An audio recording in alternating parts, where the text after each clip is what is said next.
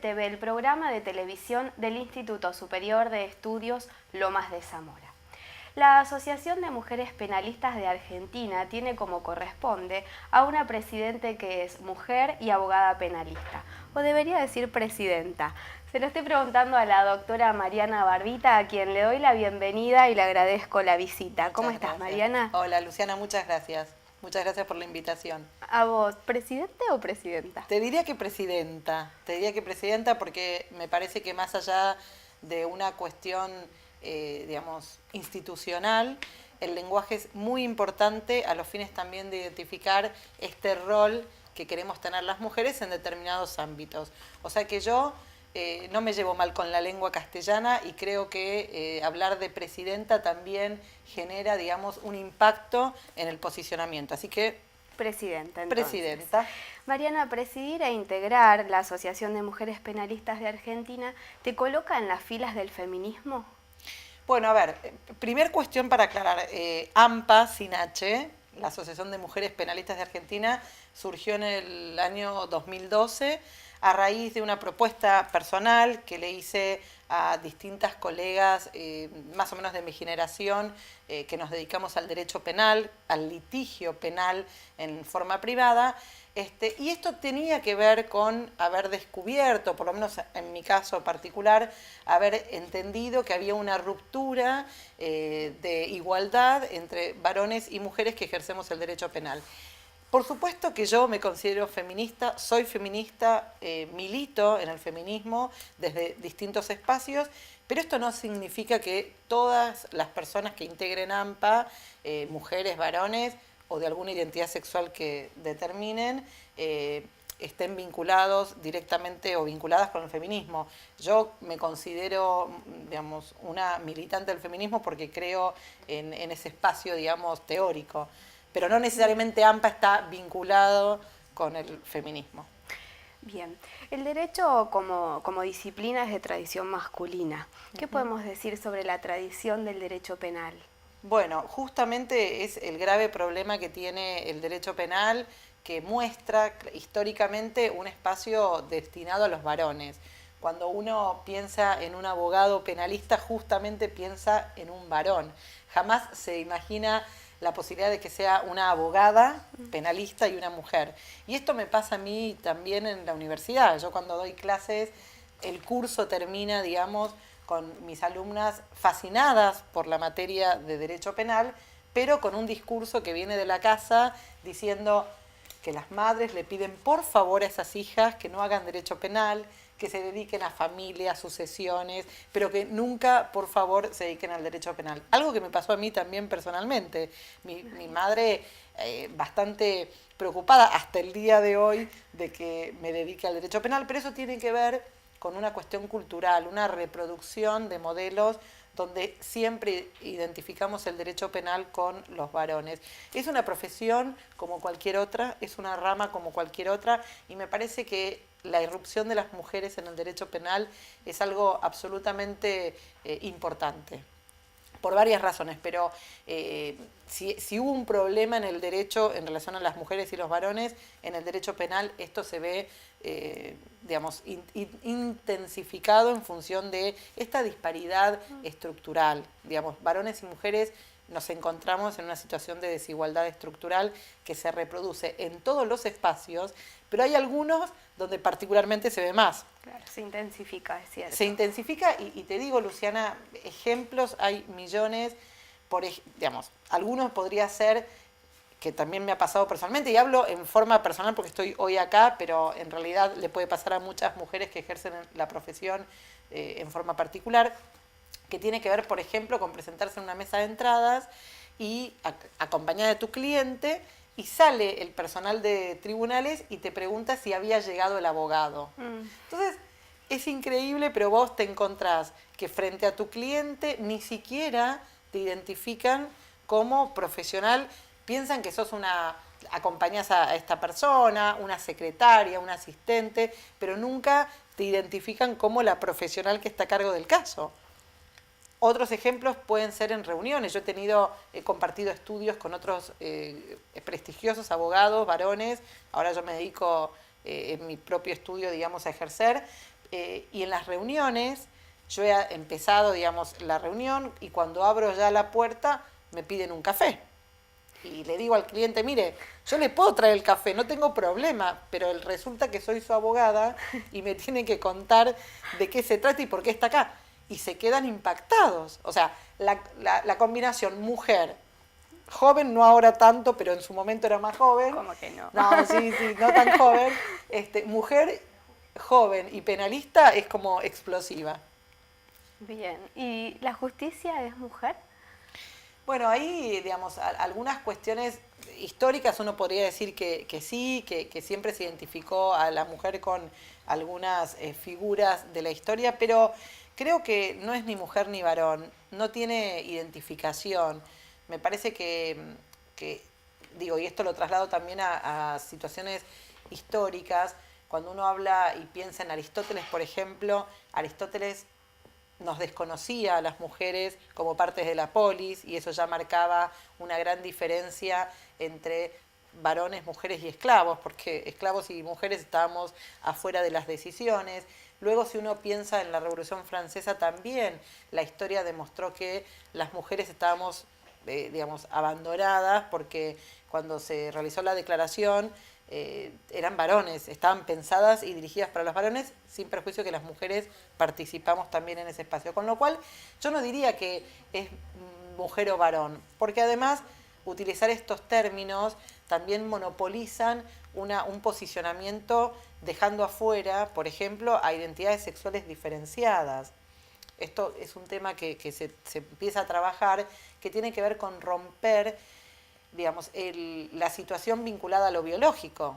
Uno identifica a la mujer por los genitales y a un varón por los genitales. Bueno, esta concepción es absolutamente discutible y hay que romperla porque en realidad las identidades sexuales se pueden construir desde lo cultural, desde lo social, desde las propias elecciones. Pensar, por ejemplo, que hoy con la ley de identidad de género, una persona que nació con genitales varones puede tener un documento y una identidad sexual vinculada con ser mujer.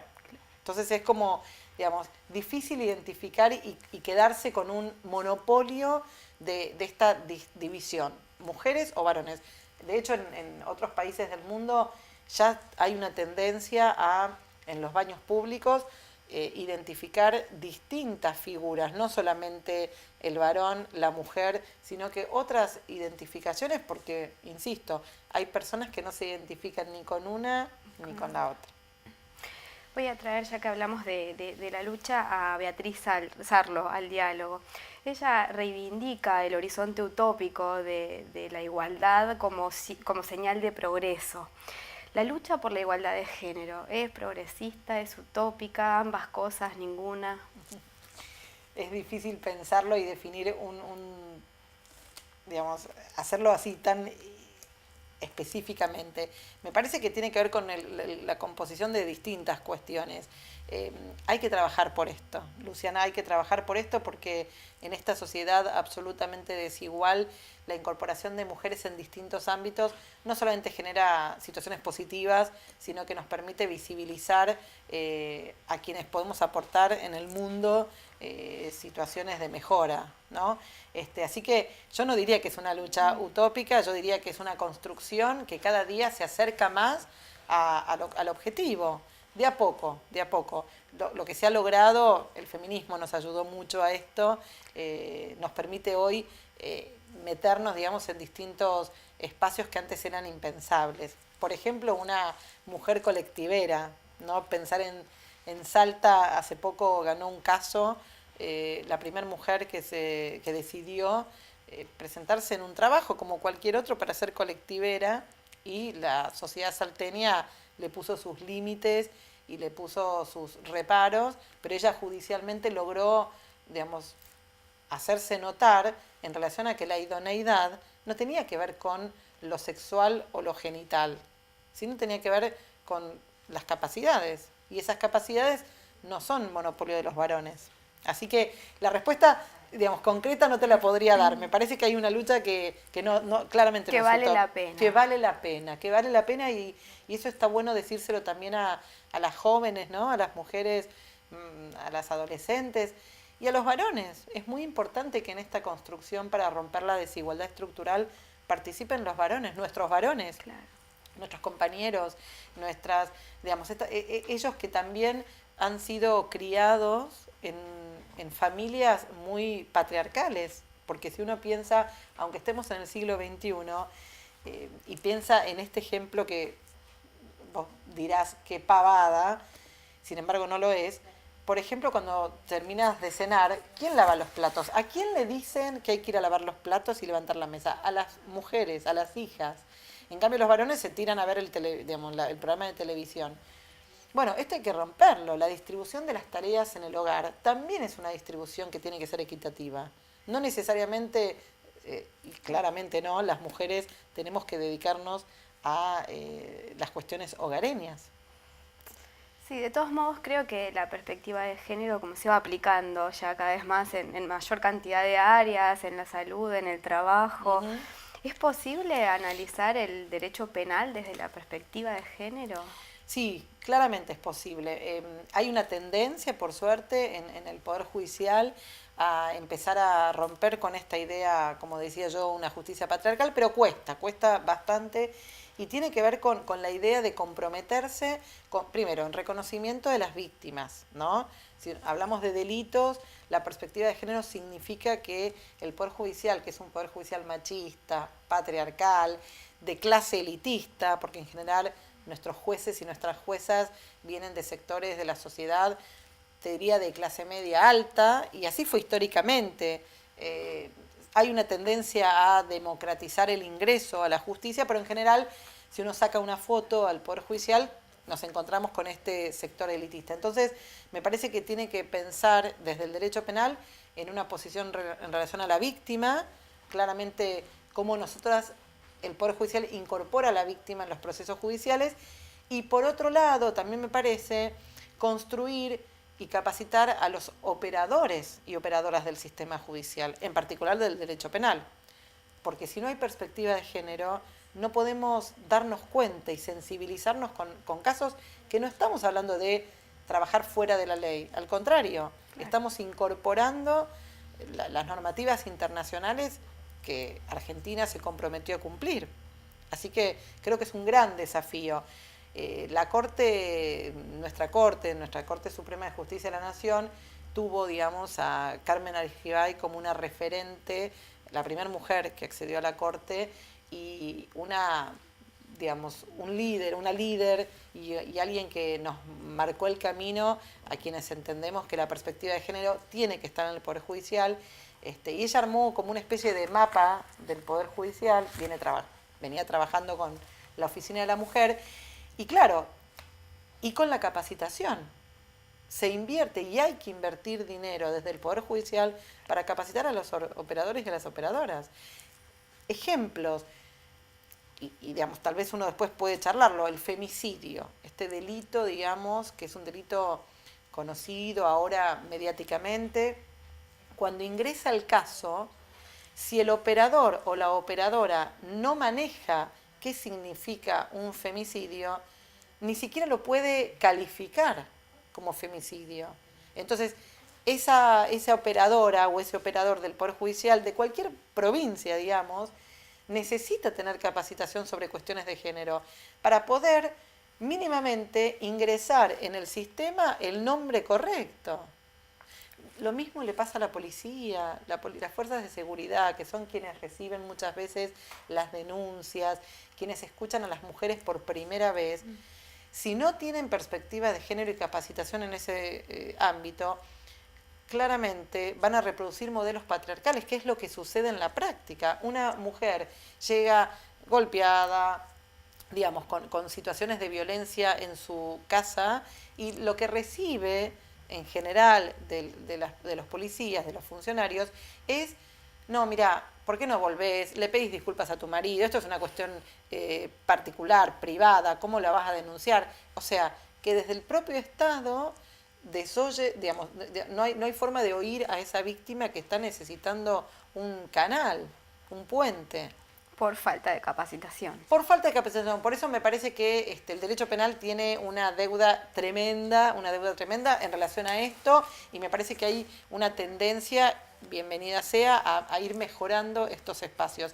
Pero no solamente, Luciana, a nivel del Poder Judicial, es muy importante en la universidad, en las facultades de Derecho del país, por lo menos en las nacionales. Yo doy clases en la Universidad de Buenos Aires hace muchos años, doy clases también en la Universidad de La Matanza, en la Universidad Nacional de La Matanza, he dado en la Universidad de Lomas de Zamora, en un convenio con el Servicio Penitenciario Federal, y en la Universidad de Palermo, por ejemplo. O sea, quiero decir, me vinculo con lo académico, y en las facultades no hay formación de género en grado, no hay una materia que, por ejemplo, vincule derecho penal y género, no hay materias específicas. Entonces, si no empezamos a formar a las abogadas y a los abogados desde su formación en grado, difícil va a ser que después impactemos cuando ya estén recibidos o recibidas. Claro. Hablando de las universidades, si mal no recuerdo, en 2013, en la Facultad de Derecho de la Universidad Nacional de Mar del Plata, se propició el ámbito para estudiar sobre estereotipos y lenguajes, ¿no?, respecto del género. ¿Cuáles son esos estereotipos o a qué conclusión se fue llegando para poder abordarlo? Bueno, vos mencionás el encuentro, porque esto también estuvo vinculado con un encuentro que preparó AMPA.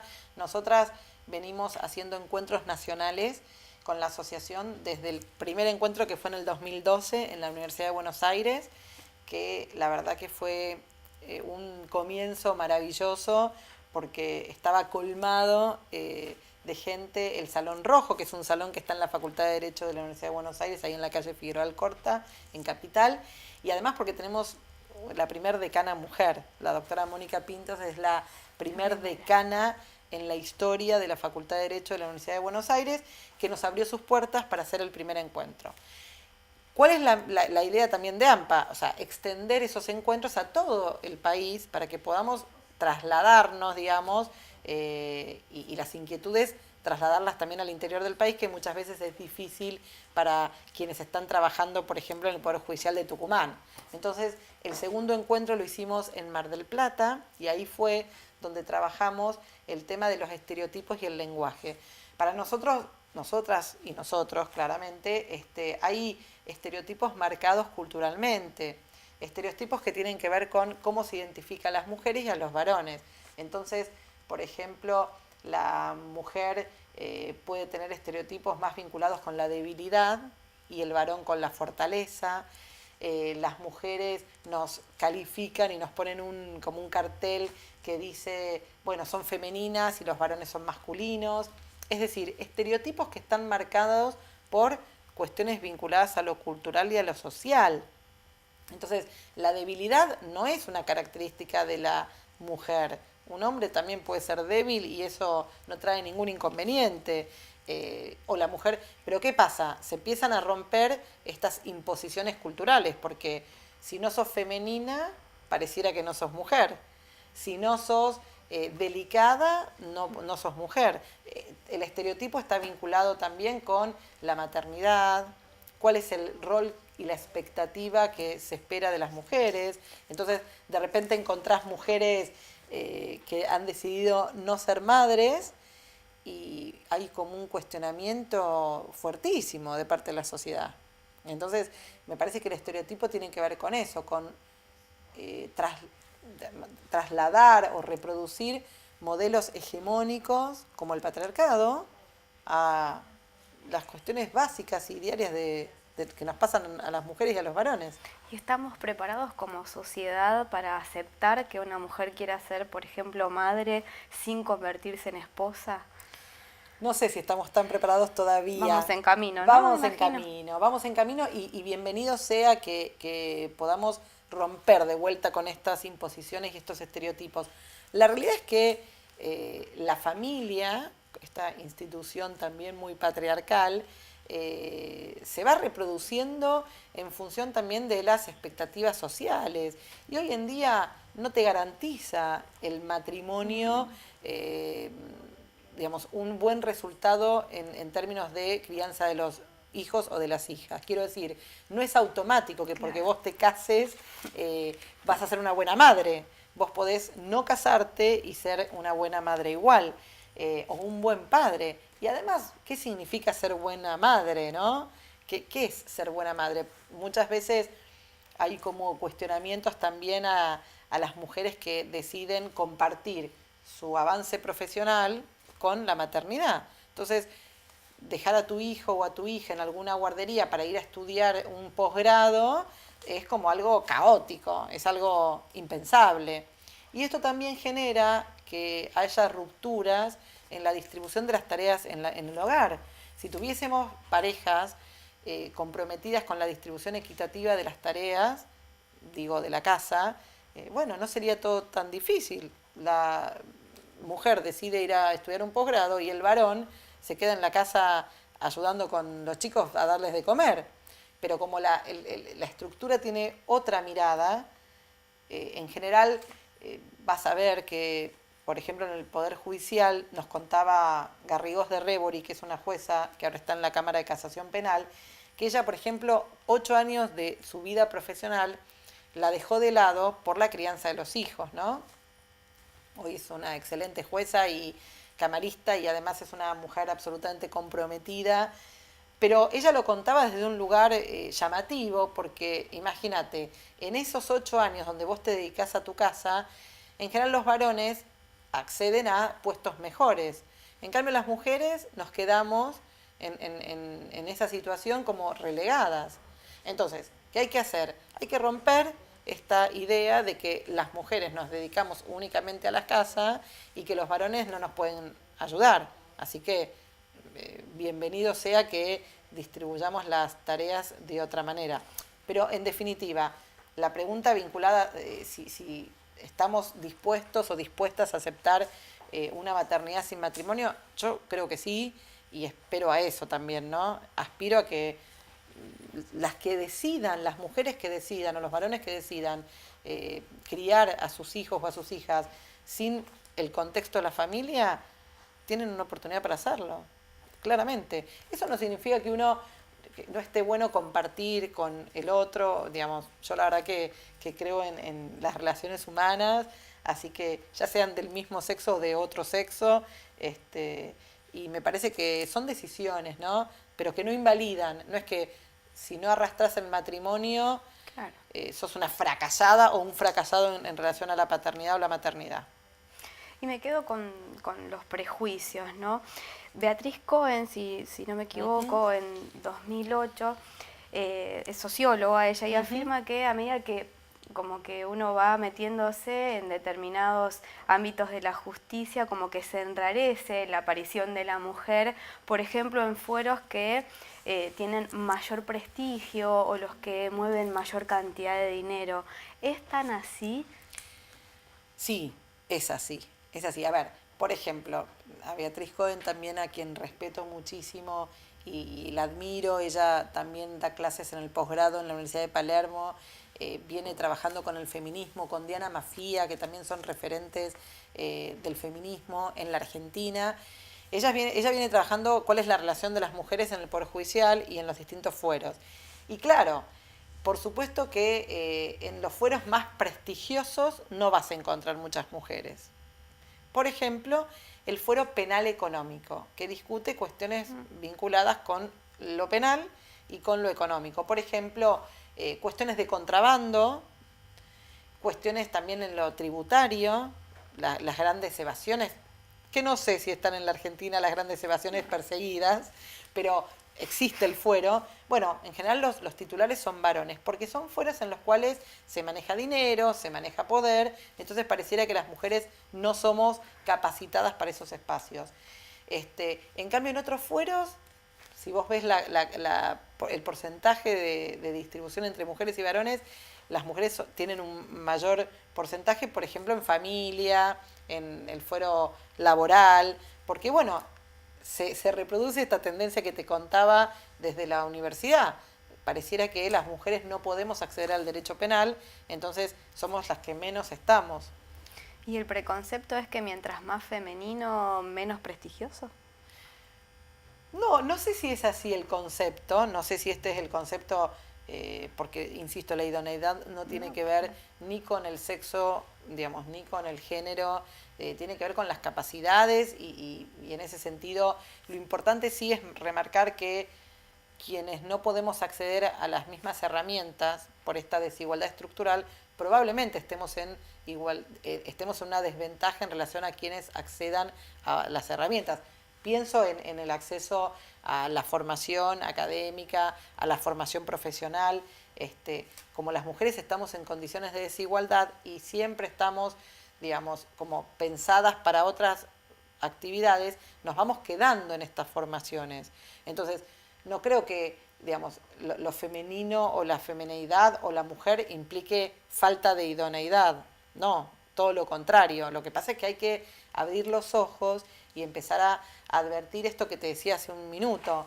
Si no podemos, digamos, si no trabajamos con la igualdad en las tareas, por ejemplo, de la casa, bueno, no va a permitir a esas mujeres que quieran avanzar en sus trabajos lograr algún puesto jerarquizado. Tenemos que ir a un corte, Mariana, pero te voy a dejar con la siguiente pregunta para que la pienses. Dale. Seguramente recordarás, porque fue hace muy poco, esas desafortunadas declaraciones de un músico argentino respecto de las mujeres.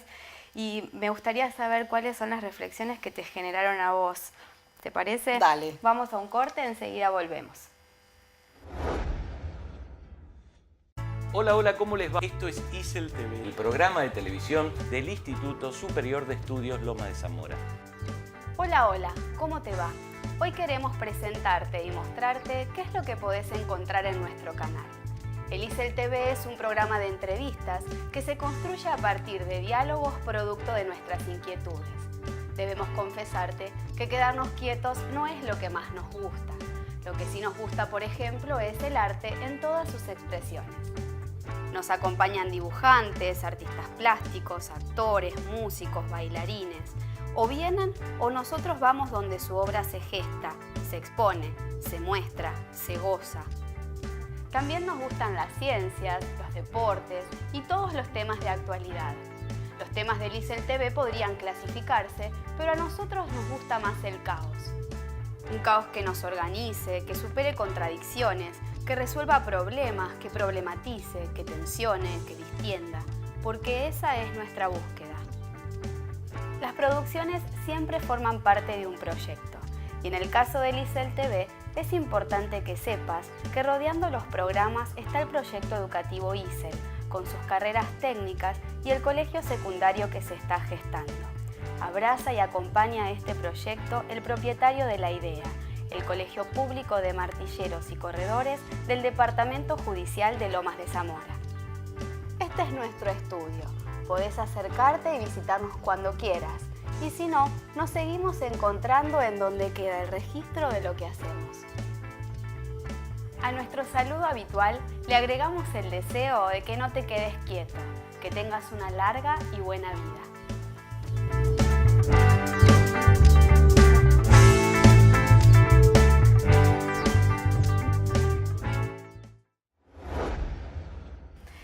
Mariano, antes de ir al corte te preguntaba sobre tus reflexiones respecto de las desafortunadas declaraciones de este músico argentino recientemente. ¿Qué nos puedes decir sobre eso?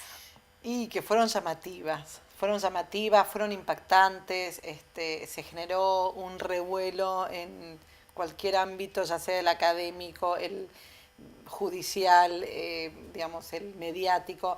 Me parece que tiene que ver a veces con desenmascarar, bueno, lo que piensan muchos varones respecto de qué significa una mujer y en algún punto la cosificación, ¿no?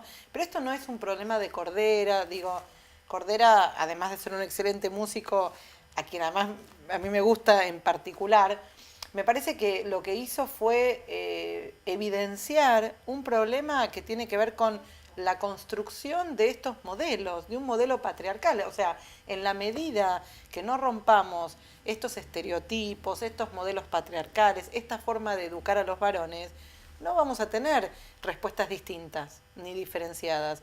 Entonces, en la medida que sigamos reproduciendo que la mujer tiene un rol distinto, que puede ser objetivizada, que puede ser abusada sexualmente y sostener que la va a pasar bien, por ejemplo, es no entender que esto tiene que ver con algo cultural muy fuerte y nuestros adolescentes y las niñas y los niños adolescentes tienen que empezar a construir este tipo de herramientas diferenciadas y esto es un problema que tienen, digamos, que ocuparse los padres y las madres en las escuelas también y luego en las universidades. Es algo de todos y de todas. Pienso que los artistas también desde su rol en muchas ocasiones toman a la mujer como sujeto de sus expresiones, en algunas ocasiones de manera desafortunada y en otras aprovechando su rol y su posición para denunciar no solo la violencia contra la mujer, sino también sobre los sistemas. La superposición de penas en la mujer es como una doble penalización. Bueno, técnicamente no se llama superposición de penas, pero sí es cierto que el derecho penal aplica penas a quienes hayan cometido una acción que está tipificada en el Código Penal, que es antijurídica, que es culpable, y después de realizar todo ese estudio, todo ese trabajo dogmático, un juez o una jueza impone un castigo.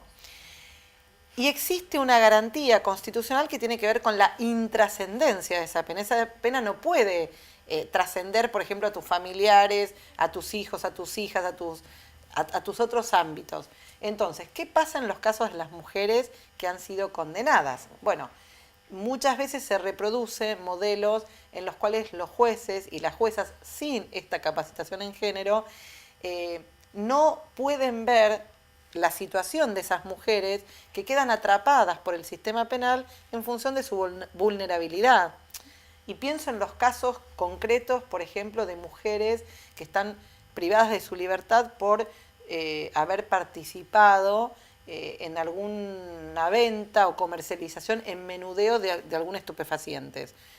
Estamos cansadas y cansados de ver casos en los cuales en estos últimos 10 años se han incorporado las mujeres al sistema penal. ¿Por qué? Por esta necesidad frente a la vulnerabilidad. Las mujeres y los varones que son atrapados y atrapadas por el sistema penal en general son de sectores muy vulnerables. La pobreza es como una identificación con el derecho penal. Entonces estas mujeres, que en general tienen a sus parejas presas, detenidas, y no tienen mucha salida laboral o escasa o nula salida laboral, comienzan, digamos, en este circuito de venta al menudeo de estupefacientes. El delito por el cual se las persigue es un delito que tiene que ver con la venta de estupefacientes, que tiene una pena de 4 años de prisión como mínimo. 4 años de prisión y 15 años como máximo de prisión. Entonces, cuando uno piensa en esta situación y vemos que el Poder Judicial encarcela o persigue a mujeres que estén en esta situación de vulnerabilidad, entendemos que hay una doble persecución por el hecho de ser vulnerables, por el hecho de ser mujeres y porque además tiene este impacto en relación a la insignificancia. Quiero decir, yo con esto no estoy diciendo que esté bien el tráfico de estupefacientes ni la venta, pero sí me atrevo a decirte que la reducción de estos problemas está vinculado también con la no posibilidad de despenalización. Si uno tuviese que pensar en una herramienta de cambio, podría pensar en una despenalización de los estupefacientes que impactaría también en la reducción de las persecuciones de las ventas al menudeo. Si uno ve las estadísticas, no estás hablando de grandes narcotraficantes, estás hablando de mujeres que están en una situación de vulnerabilidad y que comienzan, si se quiere, a vender, ya te digo, en la villa o en alguna de sus casas. Esas mujeres terminan condenadas o presas en prisión preventiva con un número muy alto en relación a la pena y a la proporcionalidad entre lo que uno hace y la sanción que recibe. 4 años de prisión realmente para cualquier ciudadano o ciudadana es muchísimo.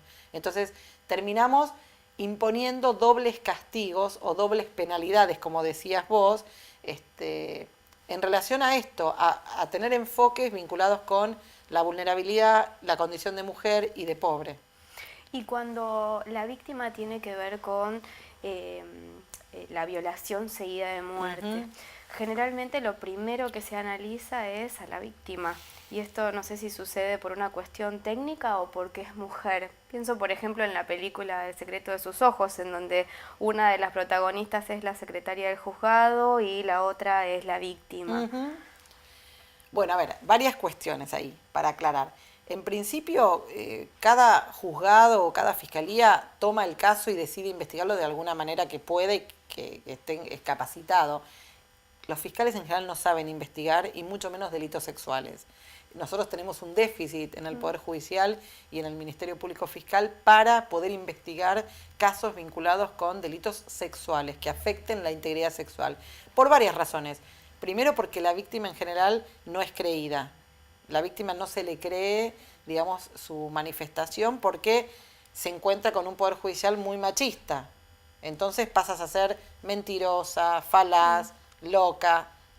O sea que primer cuestión pasa eso. Así que me parece que en términos de investigación de estos delitos fracasa el Poder Judicial en general y el Ministerio Público Fiscal.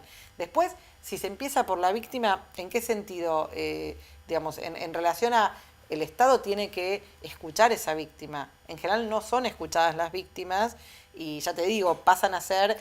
Claro, te preguntaba específicamente cuando además es este delito sexual, pero seguido de la muerte, en donde lo primero que se estudia tal vez es el móvil y eso desencadena a estudiar a la víctima, o investigarla, bueno, en ese sentido. Bien. En relación a eso, digamos, es cierto que frente a una muerte, digamos, producto de un abuso sexual, los jueces y las juezas o los fiscales empiezan como a indagar el contexto, ¿no? Pero eso también puede ser peligroso, porque si el contexto y uno mira hacia atrás y aparece, digamos, una situación de una relación de violencia de muchos años, lamentablemente ese Poder Judicial no advierte esta situación, digamos, para luego que esa situación impacte en eventualmente la responsabilidad penal, sino que muchas veces pasa a ser un tema menor y esas mujeres que mueren producto de los varones, de las muertes que producen los varones, en general tiene que ver con una relación pasada, digamos, vinculada a la violencia institucional también. ¿Se entiende lo que quiero decir? Entonces, me parece que las técnicas para la investigación, si van a construir el caso sobre la base de los antecedentes, a veces hasta es desfavorable para las mujeres, porque son desconocidas esos antecedentes. Y en la película, El secreto de sus ojos, es una película muy interesante desde un montón de miradas, hablando de los ojos. desde un montón de miradas porque habla de lo que significaba la dictadura cívico-militar, la relación de una secretaria de un juez que toma las riendas del caso, porque justamente se sensibiliza con el caso de esta víctima y acompañada, por supuesto, de estos dos personajes, digamos, interesantes que van a buscar pruebas sin que les hayan pedido específicamente. Entonces me parece que sea una relación interesante desde distintos aristas para esa película. Y pensando o siguiendo con la película, una de las escenas más fuertes es cuando justamente la secretaria del juzgado se enfrenta al posible victimario que después resulta ser y buscando una provocación o tratando de generar una reacción, ¿no? ¿Se puede mantener al margen el abogado? Entiendo, no se puede hablar generalmente. Digo, o la abogada. O la abogada. ¿Se puede mantener al margen en una situación como la de la película? ¿No involucrarse de alguna manera? A ver, me parece que por supuesto, nosotros estamos formados y formadas justamente para trabajar desde lo jurídico, desde lo técnico. Yo te puedo contar experiencias profesionales personales que obviamente ser abogada de determinado imputado o determinada imputada no te convierte en el cliente, digo, esto está claro, y lo pienso desde la defensa. Muchas veces me ha tocado tener casos que son sensibles, donde obviamente estoy asistiendo al malo de la película y sin embargo yo no me convierto automáticamente en esa persona a quien yo defiendo. Al contrario, me involucro desde lo técnico. Entonces, me parece que está bueno tener claro que tenemos herramientas, los abogados y las abogadas, para no involucrarnos sino desde un lugar técnico, pero eso no significa que uno con el correr de los años y la experiencia te sensibilice en los temas. Por supuesto, digamos, y porque además somos mujeres. En casos de situaciones donde haya violencia en perjuicio de las mujeres, creo que otras mujeres podemos tener una sensibilidad diferente. No en todos los casos, porque insisto, la formación en género no es, digamos, específicamente para las mujeres, sino que es para todos y todas. Y si vos ves muchas veces las estadísticas, las mujeres mismas reproducimos modelos patriarcales. Digamos, uno creyera que, o piensa, bueno, si es una jueza mujer, me va a escuchar de otra manera. Y en realidad no es así. Puede pasar que esa misma mujer reproduzca un modelo patriarcal igual o peor que la de un varón. Entonces tiene que ver con formarnos. Hablamos anteriormente del femicidio y te quiero preguntar dos cosas. En primer lugar, si es una figura que equipara derechos y en segundo lugar, como considero que es el resultado de un sinnúmero de episodios violentos anteriores, si vos crees que se puede prevenir la violencia de manera eficaz. Ay, Luciana, me estás haciendo preguntas... De examen. No de examen, sino que difíciles para contestar rápidamente, pero dos cuestiones importantes. Primero, saber que la figura del femicidio, traje justamente mi código penal para mostrarte a vos y a quienes nos estén escuchando, que fue incorporado en el 2012 por la ley 26.791 en un inciso que dice: al que matare a una mujer cuando el hecho sea perpetrado por un hombre y mediare violencia de género. O sea que nosotros tenemos formalmente la figura de femicidio o feminicidio, como algunos y algunas autoras lo quieren denominar, desde el 2012. Esto significa, y es importante, que los hechos anteriores al 2012 no eran calificados por los jueces y por las juezas como femicidio. Por supuesto que había un homicidio agravado o por el vínculo, o por la alevosía, o por el ensañamiento, pero el femicidio como tal surge a partir del 2012 y es muy específico. Requiere un autor varón, un sujeto activo varón, y una víctima mujer. Y que esto sea, como dice el tipo penal, digamos, el delito, cuando mediare violencia de género. Entonces acá también tenemos que empezar a discutir qué tipo de muerte se produce, qué significa esto de la violencia de género. Y en relación a esto, también decirte que, vos me hablás, equipara derechos. Yo no sé si hay una equiparación de derechos. Yo lo que sí creo es que la incorporación del femicidio en el Código Penal por lo menos nos permite visibilizar una figura que existe en la práctica de toda la vida. Muertes de varones hacia mujeres no es de ahora, del siglo XXI. Se arrastra justamente de momentos históricos que tienen que ver más con el patriarcado que con otra respuesta. Entonces, la idea de la incorporación es como seductora, nos parece como interesante para visibilizar esa figura. Pero también el grave problema que tiene, a mi criterio, el femicidio es que hay una pena perpetua. Entonces, la respuesta que te da el Poder Judicial a un femicidio es una pena perpetua, pena absoluta para quien comete ese delito. Y esto me parece que rompe la idea de, como decías vos, de generar prevenciones. O sea, por un lado, y respuestas eficaces. Por lo pronto, creo que sí, uno puede prevenir los femicidios. Y ahí tengo que volver al inicio de la entrevista, cuando te contaba que esto está alrededor de estereotipos y cuestiones culturales, que si no rompemos estos estereotipos, probablemente los varones crean que como somos objeto y no servimos para nada y no valemos nada, nos pueden matar fácilmente. En la medida que nos valoricemos y que nos valoricen los varones, esto seguramente se disminuye. Entonces, me parece que la prevención de los femicidios tiene que ver con romper culturalmente los estereotipos, empezar a trabajar desde muy pequeños y pequeñas esta idea de la igualdad entre varones y mujeres y no permitir, por supuesto, ninguna situación que genere violencia, pero que también es difícil. Hablar de violencia implica tener claro que hay todo un círculo de violencia que comienza muchas veces con la violencia verbal, se va incrementando con la violencia física, después hay un periodo de perdón, de enamoramiento y volvemos otra vez, es un círculo vicioso. Entonces, las mujeres o los varones, porque también puede haber varones que sufran violencia de género, tenemos que, digamos, digo tenemos porque me identifico muchas veces con las personas que sufren, tenemos que estar con los ojos abiertos, ¿no? Para empezar a detectar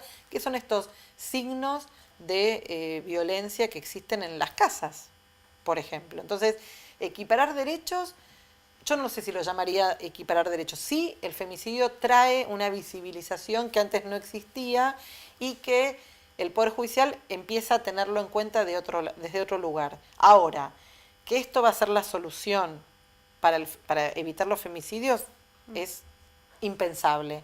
El derecho penal en general no resuelve ningún conflicto, Luciana. Lo que hace es imponer castigo, imponer dolor y no mira lo que está sucediendo antes. Y desde tu punto de vista, ¿qué tan lejos estamos del objetivo del Ni Una Menos? No tan lejos, no tan lejos, no tan lejos. Yo diría que esa movilización a la cual participamos muchas operadoras y operadores de los sistemas, de los distintos ámbitos de gente, de la sociedad, marcó un grito de auxilio para empezar a trabajar políticas públicas vinculadas con la defensa de las mujeres en particular. Cuando uno habla de mujeres, habla también de un sector vulnerable, ¿no? En términos de desigualdad, pero podríamos pensar también en niñas, en niños, en adolescentes, en personas discapacitadas, o sea, con discapacidades disminuidas. Entonces, me parece que hay que pensar que se van obteniendo algunas respuestas y que la demanda social hay que escucharla.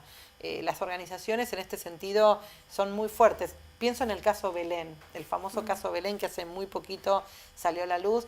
Lograron las organizaciones de derechos humanos y especialmente las organizaciones feministas, con Soledad Deza, que es la abogada actual a la cabeza, lograr la liberación de Belén. De este caso, que es un caso vinculado con un aborto no punible, por lo menos para un sector, o directamente ninguna situación de aborto. Sin embargo, para la justicia fue un caso de homicidio agravado, en fin. Se dieron un montón de circunstancias que me parece que permiten, con toda la movilización, empezar a generar rupturas. Así que yo creo que hay que ser digamos, positivos y positivas en la construcción de ese camino. Para ir cerrando, Mariana, te quería pedir que nos amplíes tus declaraciones respecto del sistema penitenciario, aquello que habías tomado en alguna entrevista anterior o que yo escuché de alguna entrevista anterior respecto del sistema, de lo represivo del sistema.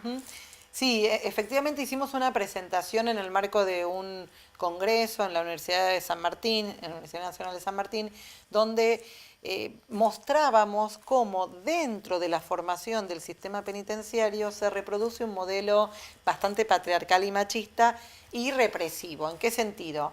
Si uno ve las estadísticas, las mujeres que ingresan a formarse para ser futuras penitenciarias claramente son menos que los varones, porque ¿qué pasa en las cabezas de las personas del servicio penitenciario? Son todos varones. Una mujer no podría ser idónea para estar dentro del servicio penitenciario, algo que es claramente cuestionable, porque en definitiva hay excelentes profesionales que están dispuestas y eligen como carrera o profesión dedicarse al sistema penitenciario. Por otro lado, lo que advertíamos es que en general, si surgía que había una relación de pareja entre un varón que estudiaba para hacer servicio, digamos, para ser futuro penitenciario y una mujer, la mujer quedaba embarazada y era quien abandonaba la carrera. Entonces, claro, esa imagen, esa foto nos permitía sostener que ese modelo de reproducción, ese modelo patriarcal, también se trasladaba a la formación dentro del sistema penitenciario. Estoy hablando de quienes ejercen la profesión desde el Estado y desde el Servicio Penitenciario Federal. Pero después también podemos hacer esa misma estadística entre las personas detenidas. Las personas detenidas y los detenidos también podemos hacer esa misma situación vinculada con los prototipos o los estereotipos de patriarcado. Porque si vos vas a una cárcel, por ejemplo, de varones, vas a encontrar que los días de visitas hay una fila enorme de mujeres con sus hijos o sus hijas, con las bolsas, con las milanesas, con toda la comida que se lleva, digamos, para el familiar. Cuando vas a una cárcel de mujeres, te encontrás con otras mujeres que van a vestir, o sea, no hay varones. Los varones abandonan a las mujeres que quedan detenidas. En cambio, las mujeres siempre acompañamos a nuestros compañeros o a nuestros familiares si estuviesen detenidos. Entonces, esa foto también reproduce ese modelo donde siempre ha quedado, digamos, el varón en una posición jerarquizada en relación a las mujeres y cómo las mujeres nos seguimos dedicando como prioridad, aparentemente, a lo que corresponde, que es el cuidado de los hijos, el cuidado del marido, el cuidado de la pareja. Entonces, me parece que son dos ámbitos de una misma moneda, servicio penitenciario por un lado y los internos, o sea, las personas privadas de su libertad, que en esos mismos ámbitos se reproducen estos modelos patriarcales. Así que para mí fue muy interesante yo, digamos, fui docente varios años de la formación de los futuros penitenciarios y la verdad que darme cuenta de cómo se reproducía esto implicaba una obligación como docente de trasladar cuestiones de género a mis clases.